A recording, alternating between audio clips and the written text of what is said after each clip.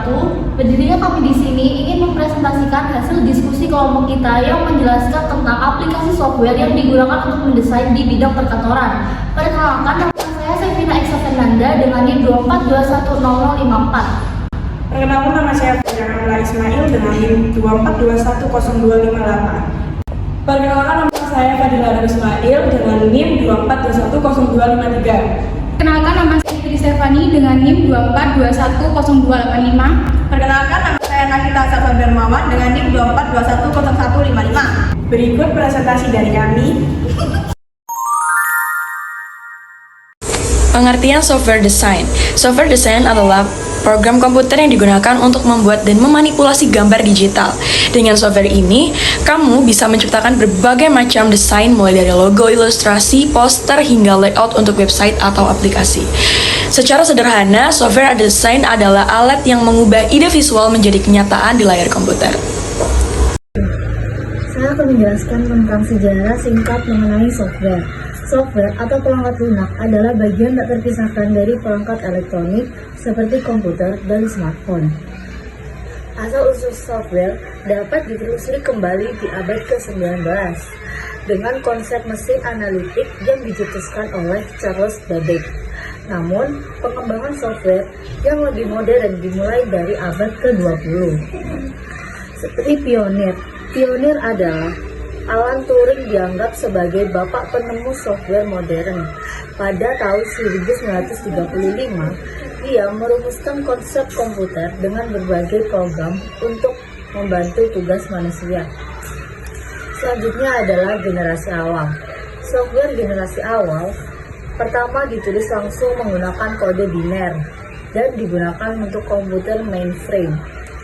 Selanjutnya adalah perkembangan pesat. Seiring berjalannya waktu, bahasa pemrograman semakin berkembang. Namun, pembuatan software yang lebih kompleks dan user-friendly. Nah, selanjutnya adalah di era modern.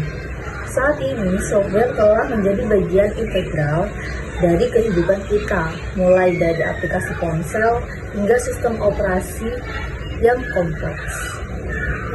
Nah, jadi saya akan menjelaskan bagaimana cara kerja software design. Software design adalah digital yang digunakan untuk menciptakan berbagai macam karya visual, mulai dari logo, ilustrasi, hingga desain website. Cara kerja software design secara umum melibatkan beberapa tahap. Yang pertama adalah antarmuka pengguna, bagian yang langsung berinteraksi dengan pengguna. Di sini kamu akan menemukan berbagai tools seperti kuas, pensil, bentuk, teks, dan layar. Yang kedua adalah kanvas, area kerja utama di mana desain dibuat. Kamu bisa mengatur ukuran kanvas sesuai kebutuhan proyek. Yang ketiga adalah tool. Setiap tools memiliki fungsi spesifik, misalnya tools kuas untuk membuat garis bebas, tools bentuk untuk membuat objek geometris, dan tools teks untuk menulis. Yang keempat adalah layer. Bayangkan layar seperti tumpukan kertas transparan. Setiap elemen desain, gambar, teks, dan lain-lain ditempatkan pada layer yang berbeda, sehingga kamu bisa mengeditnya secara terpisah tanpa mengganggu elemen lainnya. Yang kelima adalah manipulasi gambar. Software desain memungkinkan kamu untuk mengubah ukuran, memutar, memotong, dan mewarnai gambar. Yang keenam adalah efek khusus. Banyak software desain yang menyediakan berbagai efek khusus seperti bayangan, pantulan, dan gradien untuk membentuk sentuhan artistik pada desain. Yang ketujuh adalah ekspor. Setelah desain selesai, kamu bisa mengekspornya dalam berbagai format file seperti JPG, PNG, atau PDF sesuai dengan kebutuhan. Manfaat menggunakan software design di bidang perkantoran. Software design sangat berguna di dunia perkantoran untuk meningkatkan produktivitas dan juga kualitas pekerjaan. Manfaatnya yaitu ada 1. Visualisasi ide yang lebih baik. Software design memungkinkan untuk mengubah ide abstrak menjadi visual yang konkret sehingga lebih mudah dipahami oleh semua pihak. Dan yang kedua ada kreativitas tanpa batas, yaitu dengan berbagai fitur dan tools yang tersedia, kita bisa mengeksplorasi kreativitas tanpa batasan. Yang ketiga ada profesionalitas, yaitu desain yang dibuat dengan software khusus akan terlihat lebih profesional dan menarik dibandingkan dengan desain manual. Yang keempat adalah efisiensi waktu. Banyak tugas desain yang bisa otomatis sehingga menghemat waktu dan juga tenaga. Yang kelima ada konsistensi. Dengan menggunakan template dan gaya yang sudah ditentukan, kita bisa menjaga konsistensi desain seluruh dokumen. Yang keenam, yang terakhir adalah kolaborasi. Beberapa software desain memungkinkan beberapa orang bekerja dalam satu proyek secara bersamaan. Nah, saya akan menjelaskan tentang contoh software desain yang digunakan di dunia perkantoran. Seperti yang tertera di belakang saya, nomor pertama adalah Adobe Photoshop. Adobe Photoshop adalah aplikasi untuk mengedit gambar dan membuat desain grafis. Yang kedua ada Adobe Illustrator untuk membuat logo, icon, dan juga ilusi vektor. Yang ketiga ada Canva. Canva adalah platform desain grafis yang mudah digunakan dan cocok untuk pemula. Selanjutnya adalah Inkscape. Inkscape adalah alternatif gratis untuk Adobe Illustrator. Yang ketiga ada Microsoft PowerPoint. Microsoft PowerPoint seperti namanya digunakan untuk membuat PowerPoint. Nah, selanjutnya yang terakhir adalah Microsoft Word. Microsoft Word aplikasi pengolahan kata yang populer digunakan untuk membuat, mengedit, dan juga memformat dokumen. Ini dia 3 tutorial singkat Adobe Illustrator. Cara mengganti warna stroke pada objek dengan cepat. Yang pertama, siapkan objeknya. Yang kedua, siapkan warnanya. Selanjutnya, kita pilih objek kita terlebih dahulu. Lalu kita pilih stroke di bagian sini. Selanjutnya, kita pilih eyedrop tool. Lalu tekan shift pada keyboard dan klik kiri pada mouse.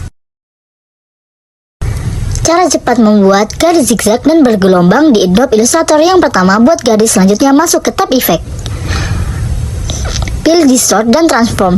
Pilih zigzag. Selanjutnya di sini kita bisa atur size dan juga adjust per statementnya. Cara mengubah untuk menjadi bergelombang adalah dengan memilih smooth. Cara cepat masking di Adobe Illustrator. Yang pertama, siapkan objek yang ingin dimasking. Yang kedua, buat lingkaran. Sesuaikan dengan objek. Yang ketiga, select all dan klik kanan. Lalu tekan make clipping max. Cara menambahkan 3D animation di PowerPoint. Klik insert, pilih 3D model, lalu pilih stock 3D. Pilih yang animate models.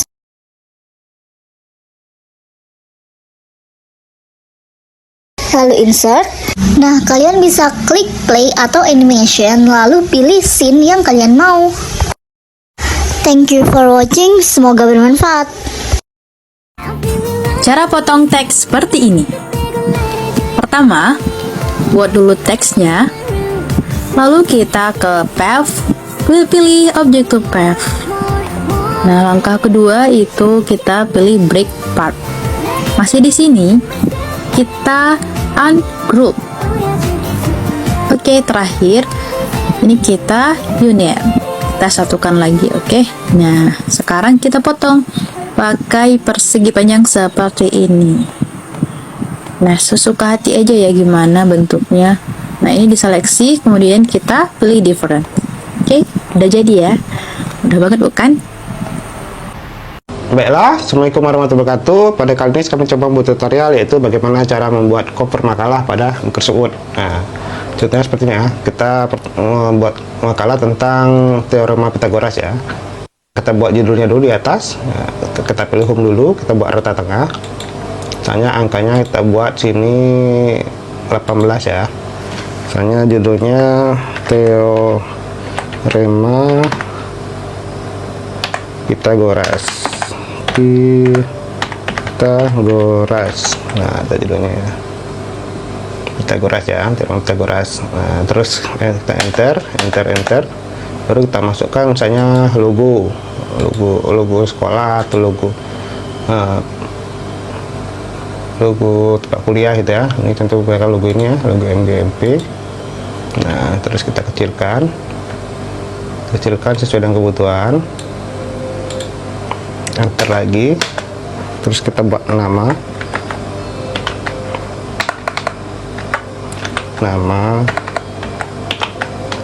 titik 2, misalnya sini Andika misalnya, Andika Pratama misalnya. setelah nama, terus bawa lagi, terus baru nama sekolah atau nama itu ya, misalnya SMA Negeri 1 Kota Jambi, tahun